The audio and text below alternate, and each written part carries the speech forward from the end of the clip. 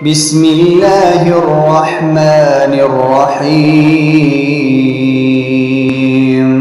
سبح اسم ربك الأعلى الذي خلق فسوى والذي قدر فهدى والذي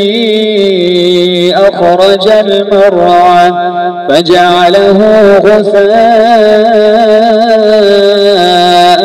أحوى سنقرئك فلا تنسى إلا ما شاء الله إنه يعلم الجهر وما يخفى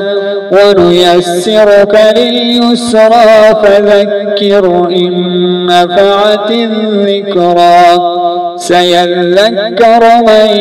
يخشى ويتجنبها الأشقى الذي يصلى النار الكبرى ثم لا يموت فيها ولا يحيا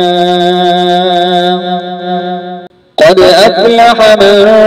تزكى وذكر اسم ربه فصلى بل تؤثرون الحياة الدنيا والآخرة خير وأبقى إن هذا لفي الصحف الأولى صحف إبراهيم وموسى